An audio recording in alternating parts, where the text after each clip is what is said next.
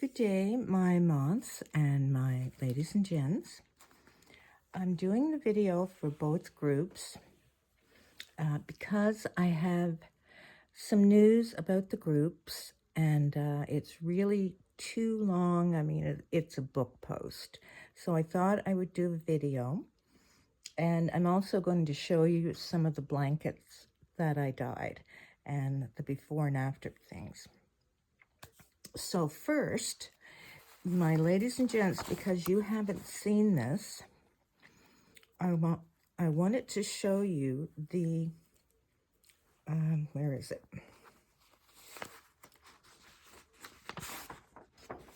This. And it's a mat I made a couple years ago. It has a story to it. When I first got my computer, and I was on the internet, my very first friend was named Priscilla, and her nickname was Pudgy. She unfortunately isn't with us now, but she named me C. And my name is Carolyn, and she didn't want to type it out because we would type emails back and forth so many times a day. So she named me C, and that's how I got my name. So this is sort of important to me. I made a rug in her name. This is the base. Really, really nice wool. Where are the crows? These are the crows. It's 3 crows, and they go along. Mama, Papa, Mama, and baby. And they have a little, I think it would be a cherry. And so I do have those. You'll have those, and you'll have a handful, all different sizes. Because you also have all different sizes of crows. You have many, many extra crows, even little tiny baby ones. So I will give you, as best I can, little tiny ones in case you want to do a different design in the mat. And let's see. This is going to be the binding. It's a very, very old piece of cotton. Thin, so nice, and I dyed it to match this because it was light. However, I'm cutting the strips, so whatever strip I cut is going to be a pattern on the strip, but everything goes so well with it. So you have that, and you will need to, no, I don't think you need to piece this one. I think this one is good. It's quite long. So I have 2 of those left, and they're not on my website. So you will need to put in the comments if you would like the crows. And this was the before, an old blanket, really nice. One of those really old, really good blankets.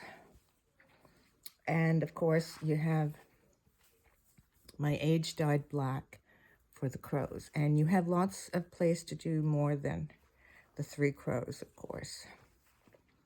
I always give you more. Okay, so there are 2 of those up for grabs, and they are $78 plus $6 shipping. Okay, so now, if I can get all my papers together. And I will be doing more patterns. However, I'm not sure how many kits I will get out of the patterns, but I'm working on the Roosters at Sunrise. Oh, that one is good too. And the Colonial Pillow. So keep those 2 in mind when I show you my blankets. Yeah, get everything sorted here. There. So I found a different way to test for wool. I usually test with bleach. And then a light bulb moment came on, and I did mark it down. I marked it down in the calendar because I don't get them very often. And I'm using acid dyes to test for my wool content now. Now, I used to do onion skins and Kool-Aid, and I used to cut little strips, and then I would test all these different colors. I would have one set of the not dyed, and then I would put Kool-Aid and onion, and this is what would happen.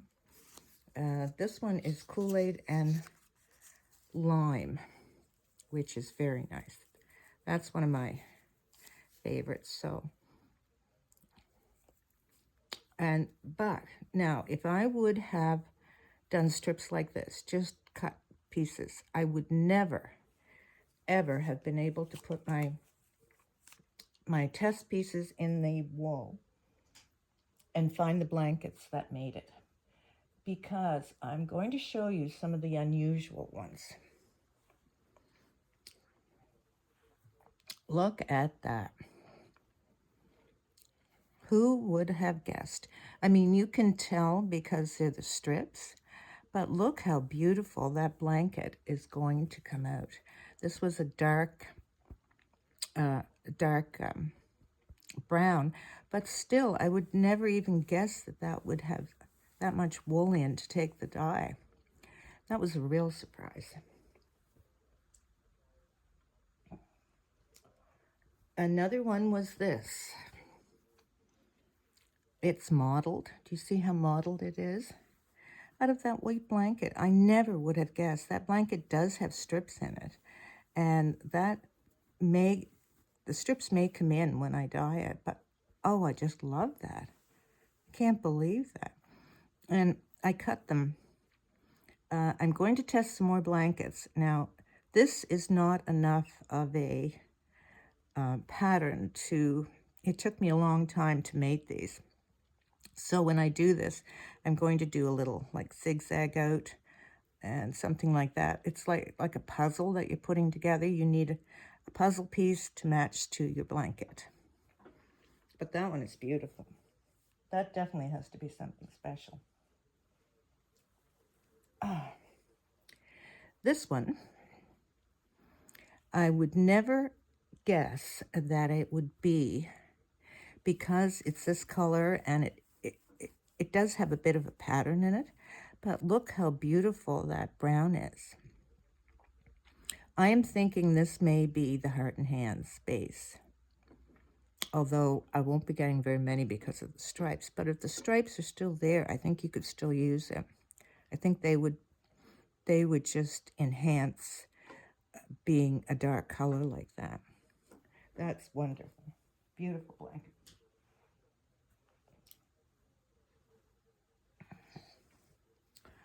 And this one. I would not believe that this had wool in it, but it does. It has, I don't know, that looks like string. That's cotton, definitely. But anyway, that's how it came out with a dark dye. And that's very good. I can definitely use that in something applique. But I wouldn't have guessed this from this because it's so ugly.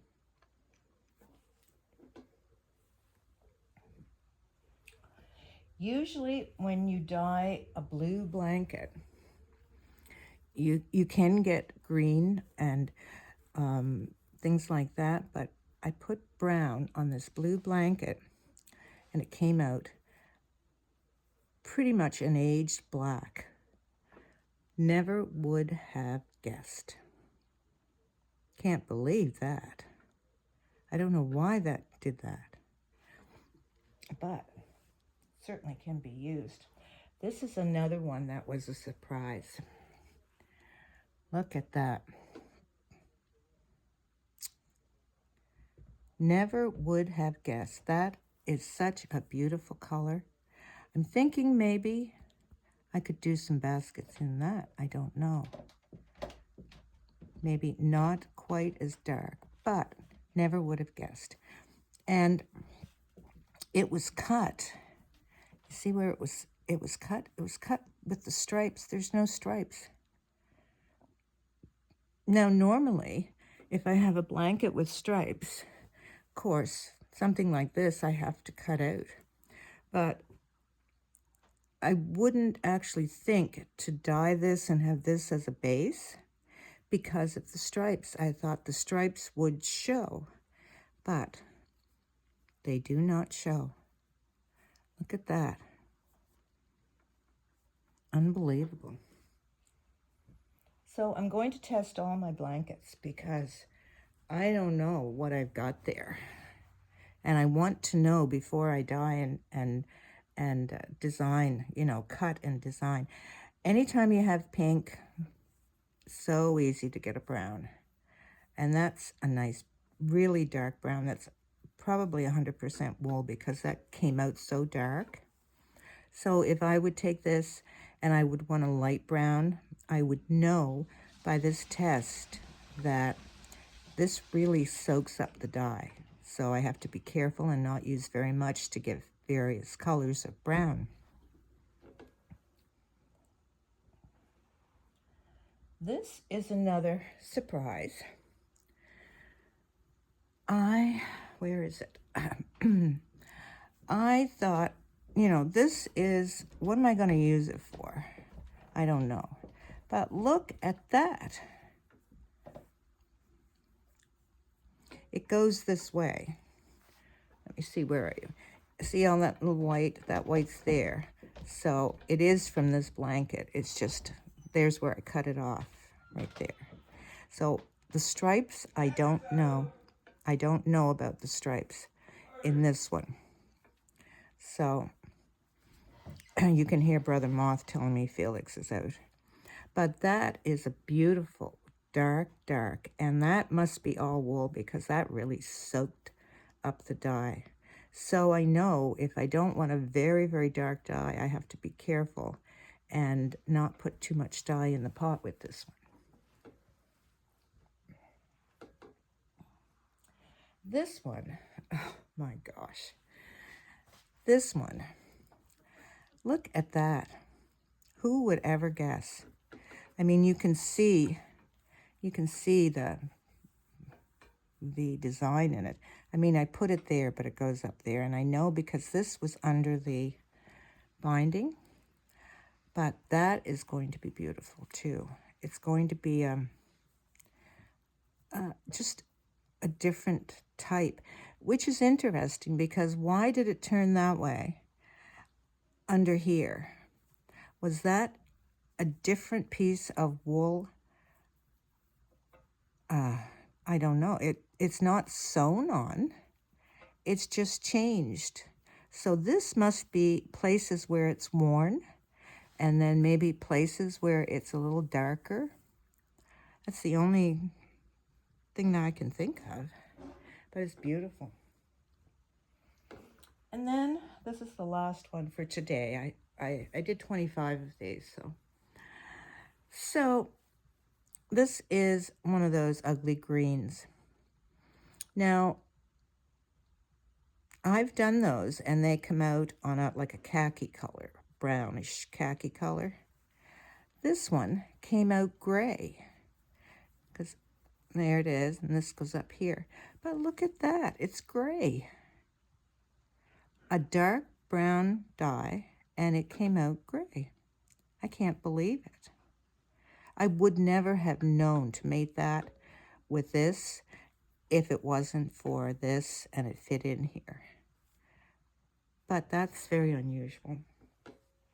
Okay, so now to the news. So, I have now the two groups that are mine alone to take care of, to admin. And it's quite a bit of work.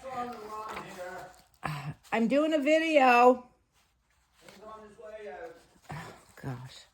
Sorry about that. thing is, I find it very difficult to put separate posts on both groups. It's just so much time, and then I'd like to do the comments. So what I've decided is there's no way that Facebook will allow me to combine the two groups. The only way that I can do it is with invites or adding people, a one-on-one basis, and I don't want to do that. So from now on, what I'm going to do is duplicate posts, same post on Ladies and Gents on the same day, same post on Moths on the same day. So if you're on both groups and you see that posted, you'll know that it's exactly the same as what you read on Ladies and Gents, so you don't have to go to Moths or vice versa. If I do post a separate post, my first words in the post will be, not a duplicate. When you see that, you know that you should go and read the post from your group where it is. I'd like to do Monday, Wednesday, and Friday posts, and I'd like to take Tuesday and Thursday to do the comments and look after messages to see if I can kind of organize my life a bit. Now, the thing is, we were supposed to have the bee for the Christmas stockings, and we were going to make them from the stocking stretchers and the cookie cutters. Well, it's too late now, and I got delayed, and I will say in Ladies and Gents, Moths know all about it, but I'll say in Ladies and Gents, we thought we had the house sold, and I had to stop everything with my wool, and I got involved with that, and it was just a total mess. So anyway, what I'm going to do instead of the bee on Ladies and Gents, you're still going to do your stockings. You are going to have for free, my stockings, all of my stockings that I have made. And that is, let's see, where am I? It's my Family Sampler, Hey Diddle Diddle, and what's the other one? Menagerie.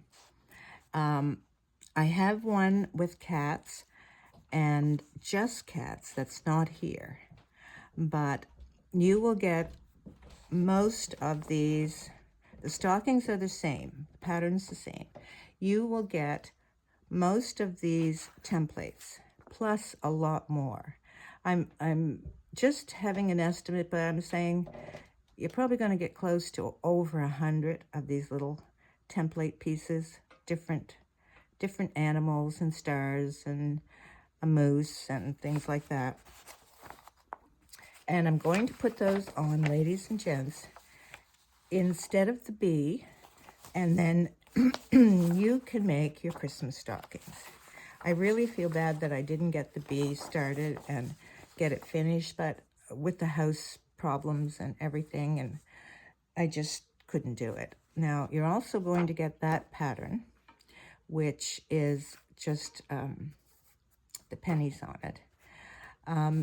I will try to give you another, like 3 patterns for the stockings, like maybe a smaller pattern.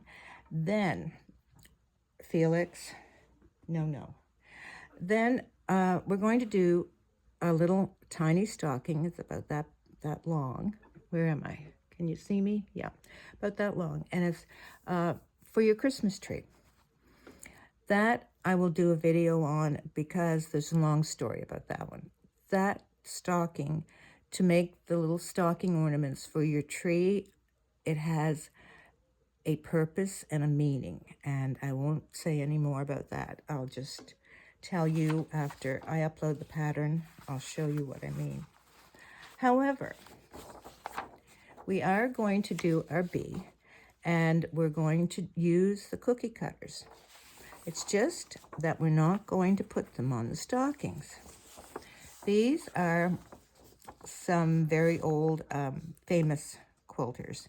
Harriet Powers, She's famous for that. And Granny Donaldson does somewhat like that, but she does her pieces crocheted. So it's this very primitive look. And we're going to do the cookie cutters, and we're going to do this after Christmas in the winter. But this is what I thought. We'll take this one. Instead of just putting the templates on and doing it like that, I think what we should do is we should have a history quilt, which means one block you do your family, when you and your husband were married and whatever. Another block you have your children. You can have your children being married. You can have your pets. You can have a special, like maybe a special vacation or something memorable in your life that pertains to you, your family, whatever. You can embroider names and dates, things like that. So instead of the stockings with the cookie cutters, we're going to have the bee through the winter, and we're going to be making a history quilt.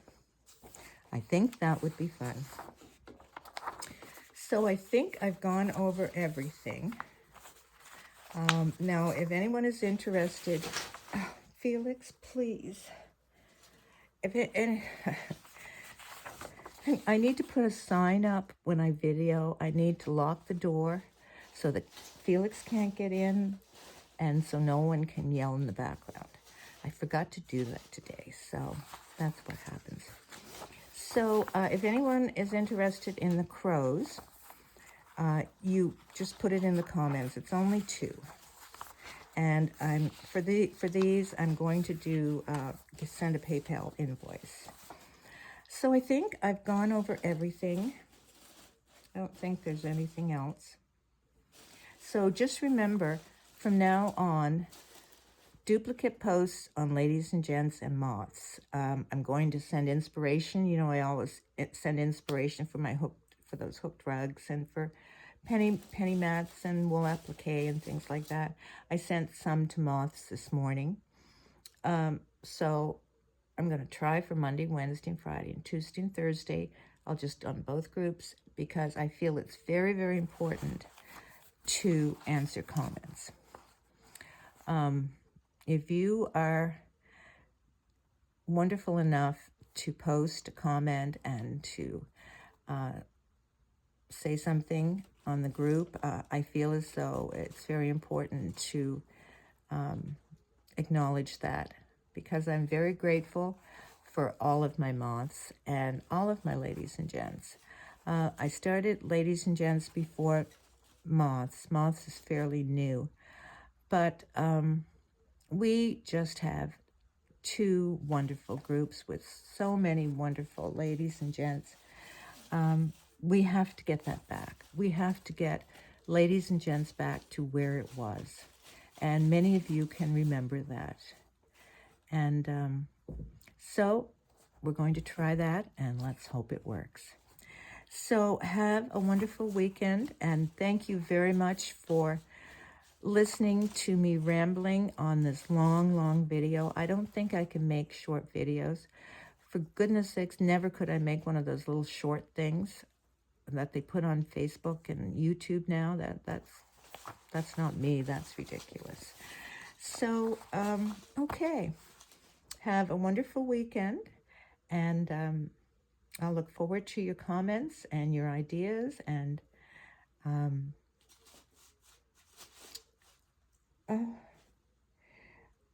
have to tell you before I go, I am sitting on the chair right by my phone. Felix, and many of you will know Felix. Felix is the cat that is in with Avery for the pattern, and he was helping do the contest.